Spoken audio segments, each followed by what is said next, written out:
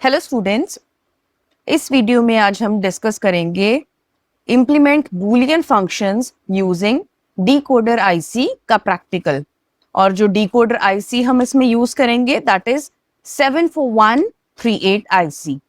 तो इस वीडियो में पहले मैं आपको एक्सपेरिमेंटल एक्सप्लेनेशन बताऊंगी इसकी कि किस तरह से ये प्रैक्टिकल एग्जीक्यूट होगा, और उसके बाद मैं आपको इसको ऑपरेटर्स के ऊपर डेमोन्स्ट्रेट करके भी यहाँ पे शो करूंगी।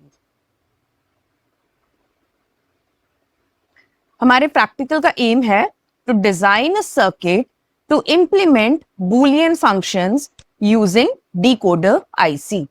तो आपके पास किसी भी तरह का कोई भी बूलियन फंक्शन हो, उसको आप डीकोडर के आईसी के साथ वेरीफाई कर सकते हो।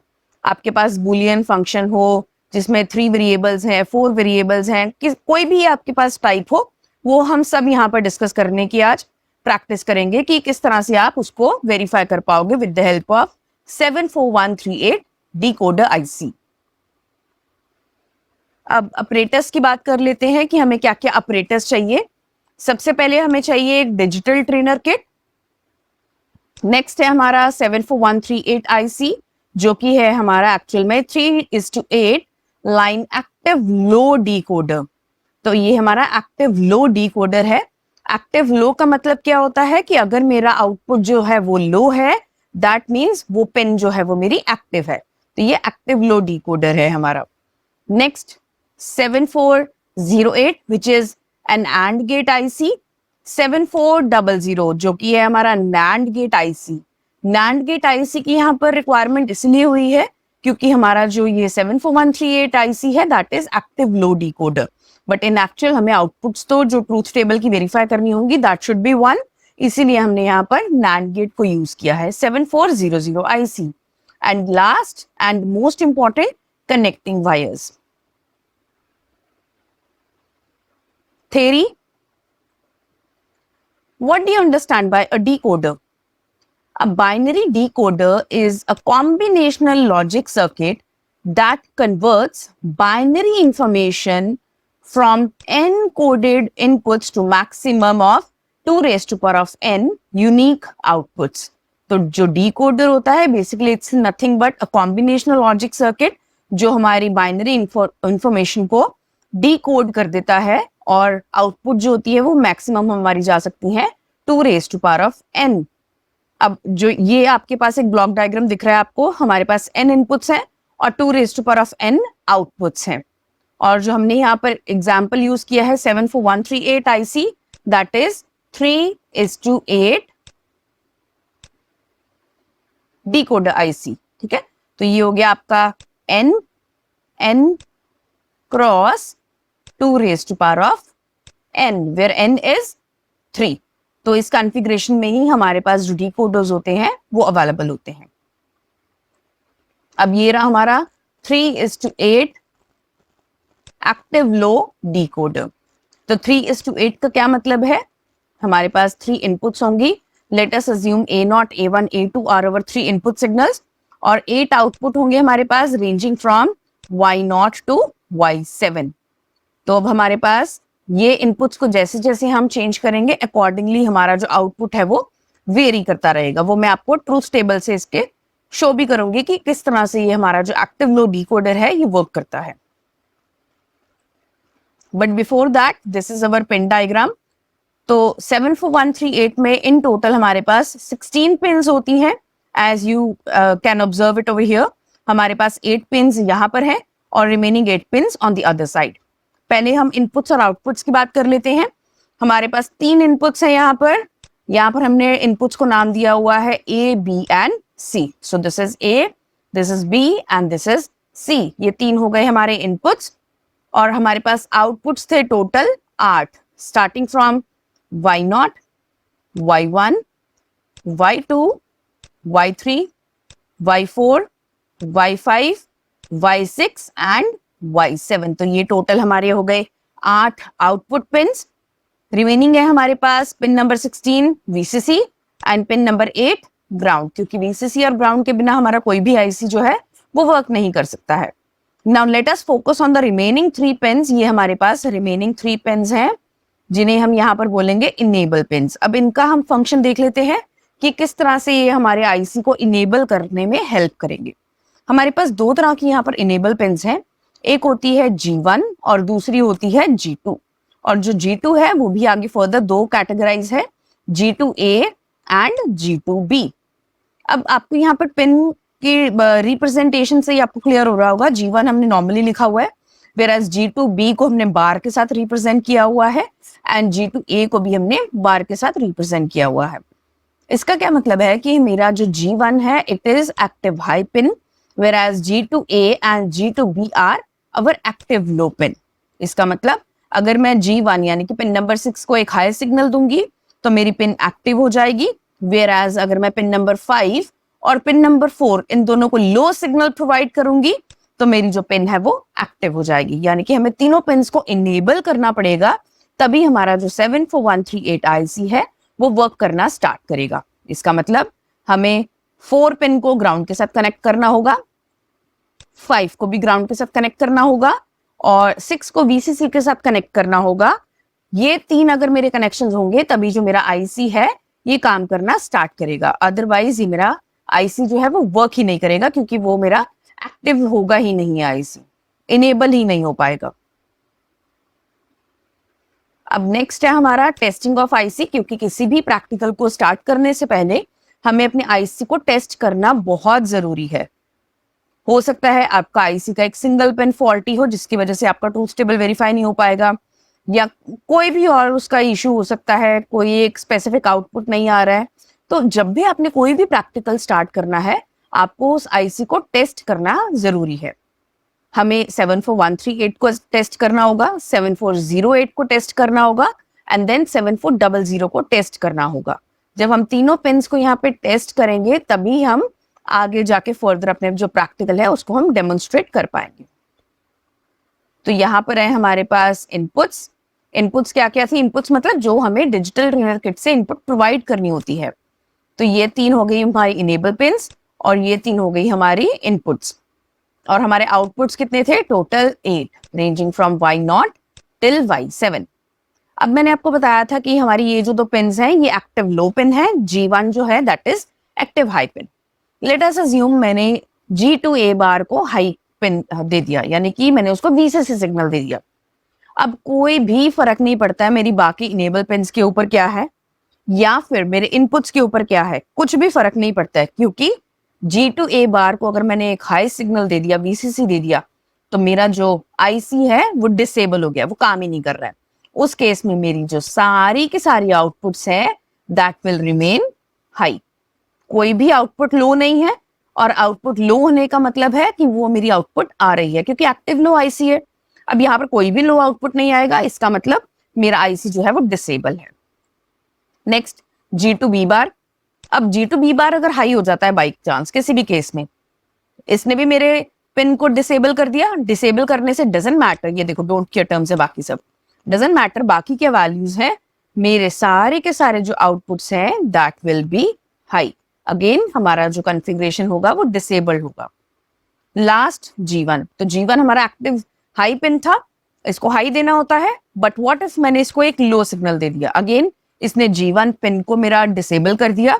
डिसेबल करने से बाकी सब डोंट केयर टर्म्स कुछ भी हो कोई फर्क नहीं पड़ता है, हमारे सारे आउटपुट्स जो हैं वो हाई होंगे। इसका मतलब ये है कि G2A बार, G2B बार और G1 तीनों को साइमल्टेनियसली एक्टिव होना होगा, इनेबल होना होगा, तभी मेरा जो आईसी है वो वर्क करेगा। दैट मीन्स G2A बार को मैंने लो दिया, G2B बार को मैंने लो दिया, लो मतलब ग्राउंड सिग्नल 0 वोल्ट, और G1 को मैंने हाई दिया यानी कि VCC दिया 5 वोल्ट। अब उस केस में मेरा जो एक्टिव हो जाएगा, इनेबल हो जाएगा पूरा का पूरा जो आईसी। अब देखो इन केसेस के लिए हमारे अब आउटपुट जो है वो यहाँ पर रिफ्लेक्ट होने शुरू होंगे। स्टार्ट करते हैं। लो का मतलब होता है 0, तो 0 0 0 पे Y0 इज आउटपुट, तो Y0 मेरी लो हो गया सिग्नल और बाकी सब हाई है। अब मैंने आपको दोबारा से बता देती हूँ इस पॉइंट को, हमारी जो आईसी है डिकोडर का that is active low IC. Active low IC का मतलब क्या होता है कि अगर मेरा पिन जो है वो आउटपुट का लो है that means that output is coming. तो Y0 लो हो गया तो Y0 इज आउटपुट। नेक्स्ट है 0 0 1, तो 0 0 1 पे Y1 is active, 010, y2 011, y3 100, y4 101, y5 110, y6 and last 111, यानी कि हाई हाई हाई सिग्नल, उस केस में y7 इज अवर आउटपुट। तो हमारा इस तरह से जो डिकोडर होता है वो वर्क करता है कि 3 बिट्स को हम 8 इक्वलेंट बिट्स में हम उसको डिकोड कर रहे हैं, कन्वर्ट कर रहे हैं, तभी इसको हम बोलते हैं 3 लाइन टू 8 लाइन डिकोडर। तो 3 इनपुट है हमारे पास और 8 आउटपुट है हमारे पास यहाँ पर। तो इस तरह से आप अपनी टेस्टिंग ऑफ आईसी को भी डेमोन्स्ट्रेट कर सकते हो। अब ये है मेरी IC requirement. Next 2 gates 7408 and 7400। तो इन दोनों गेट्स को हम कैसे वेरीफाई करेंगे? 7 को ग्राउंड, 14 को वीसीसी। 1 2 को इनपुट दिया तो 3 को हम यहाँ पर टेस्ट कर लेंगे कि क्या उसका ट्रूथ टेबल एंड गेट का वेरीफाई हो रहा है या नहीं हो रहा है। डिपेंडिंग अपॉन कितने हमें एंड गेट्स चाहिए उतने एंड गेट्स को हम वेरीफाई कर लेंगे। 2 चाहिए तो 2 कर लेंगे, 3 चाहिए तो 3 कर लेंगे अकॉर्डिंगली, ठीक है। नेक्स्ट 7400, तो कॉन्फ़िगरेशन सेम है, सिर्फ इसका आईसी नंबर जो है दैट इज 7400। तो एंड गेट का जो हमारा ट्रूथ टेबल है उसे भी हम सिमिलर वे में ही डेमोन्स्ट्रेट करके वेरीफाई करेंगे। 7 ground, 14 VCC, 1 2 input and 3 output. तो ये वाले जो हमारे बेसिक गेट्स हैं इनको वेरीफाई कैसे कर सकते हैं, उसके लिए आप मेरी जो पिछली वीडियो है वो जाके एक बार चेक कर सकते हो। उसमें मैंने आपको पूरा डेमोन्स्ट्रेट करके बताया है कि इन गेट्स को हम कैसे वेरीफाई कर सकते हैं।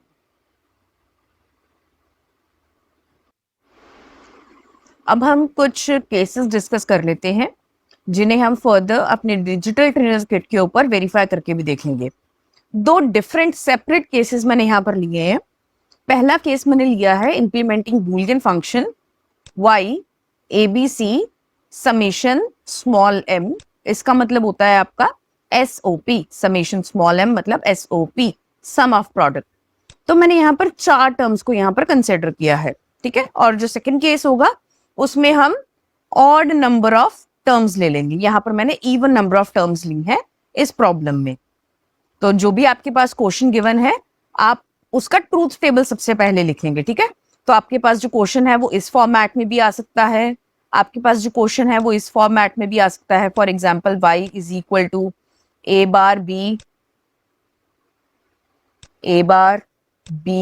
c प्लस, इस तरह से भी आ सकता है, ठीक है। तो आपका जो प्रॉब्लम है वो किसी भी फॉर्मेट में हो सकती है आपके पास। बेसिकली हमें ट्रूथ टेबल वहां पर चाहिए होता है जो भी प्रॉब्लम गिवन है। तो मैंने इसका जो ट्रूथ टेबल है वो यहाँ पर डिजाइन कर लिया है। ये मेरे पास इनपुट्स है ABC और ये मेरी आउटपुट है Y। तो 0 2 3 6, 0 2 3 एंड 6, इन 4 कंडीशंस के ऊपर मेरा यहाँ पर आउटपुट जो है दैट इज 1। तो हमें अब करना क्या है, हमें इस ट्रूथ टेबल को इंप्लीमेंट करना है with the help of decoder IC which is 74138।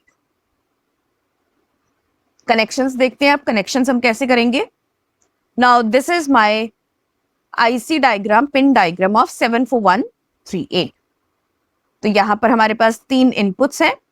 जो 3 इनपुट्स हैं ABC, इसको तो हम डायरेक्टली जो 3 इनपुट्स हैं मेरे पास जो ट्रूथ टेबल में थी ABC, यहां पर हम कनेक्शन कर देंगे। और डिजिटल ट्रेनर किट में हम जो इनपुट्स होती हैं उसको स्विचेस के साथ कनेक्ट करते हैं जहां से हम अपने इनपुट्स को चेंज कर लेते हैं। इसको हम कर देंगे कनेक्शन ग्राउंड के साथ, इसको भी ग्राउंड के साथ कर देंगे एंड इसको हम कर देंगे VCC के साथ। ग्राउंड भी ग्राउंड के साथ कनेक्ट हो गया और VCC भी VCC के साथ कनेक्ट हो गया। अब जो मेजर हमारे पास पॉइंट है यहाँ पे वो ये है कि हमें Y0 से Y7 के कनेक्शंस किस तरह से करने हैं। Going back to my truth table, अब यहाँ पर क्या है 0 2 3 6, तो अब मुझे 0 2 3 6 के कनेक्शंस करने हैं। अब मैं आपको बताती हूँ 0 2 3 6 के कनेक्शन कैसे करेंगे। सबसे पहले मैंने 0 वाला लिया और 2 वाला लिया, इन दोनों को मैंने एंड गेट से पास कर दिया, 0 2 हो गया। और उसके बाद हमारे पास नेक्स्ट क्या थे 3 and 6। Going back to my connections, ये रहा 3 वाला और ये रहा 6 वाला। मैंने यहाँ पर 2 इनपुट एंड गेट आईसी लिए थे 7408, इसलिए मैं यहाँ पर दो इनपुट्स को यहाँ पर मर्ज कर रही हूँ। बट अब जो ट्रूथ टेबल था उसमें तो एक ही आउटपुट था वाई, अब मेरे पास यहाँ पर तो 2 आउटपुट्स आ रहे हैं। Finally I will use the last NAND gate. तो ये रहा मेरा लास्ट NAND गेट और ये मेरा हो जाएगा यहाँ पर आउटपुट 5, यानी कि पिन नंबर 15 जाएगा एंड गेट के पिन नंबर 1 के साथ, 13 जाएगा 2 के साथ, 3 आउटपुट हो गया, 12 जाएगा हमारा यहाँ पर इसके 4 के साथ, 9 जाएगा 5 के साथ और ये हो गया 6। ये मैंने आपको सिर्फ एक एग्जांपल दिया है। अकॉर्डिंगली आप जो भी गेट आपने पिन डायग्राम के यूज कर रहे हो एंड गेट के, जो आपने टेस्ट कर लिए थे, वेरीफाई कर लिए थे कि हाँ जी ये वर्किंग है, उन्हीं के अकॉर्डिंगली आप अपने पिन नंबर्स को यहाँ पर लिख सकते हो। एंड फाइनली NAND गेट से हम उसको पास कर देंगे। NAND गेट इसने यूज किया है क्योंकि जो मेरा 74138 आईसी है that is active low IC, तो ये लो सिग्नल्स आएंगे मेरे पास। यहाँ पर मुझे इसको एक्टिव बनाना है, हाई बनाना है, क्योंकि मेरे पास आउटपुट्स में 0 2 3 6 जो थे वो 1 थे, तो उस केस में ये 1 होगा because of the NAND gate. तो ये हमारा हो गया फर्स्ट टाइप ऑफ कनेक्शन, जहां पर मेरे पास जो बूलियन एक्सप्रेशन है उसमें मेरे पास even number of terms available थी। सेकंड केस डिस्कस कर लेते हैं अब हम। तो सेकंड केस क्या है हमारा, जिसमें ऑड नंबर ऑफ टर्म्स है हमारे पास। तो मेरे पास यहाँ पर है 3 4 एंड 5। वंस अगेन जो भी प्रॉब्लम आपके पास गिवन है आपने उसके ट्रूथ टेबल से स्टार्ट करना है। तो आपने ट्रूथ टेबल लिख लिया इसका 3 4 और 5, इन तीनों को हमने 1 1 1 कर दिया और जो रिमेनिंग टर्म्स है मेरे ट्रूथ टेबल में उन सबको मैंने कर दिया यहाँ पर 0। तो ये हो गया हमारा ट्रूथ टेबल सबसे पहले। ट्रूथ टेबल के बाद अब कनेक्शंस की बात कर लेते हैं।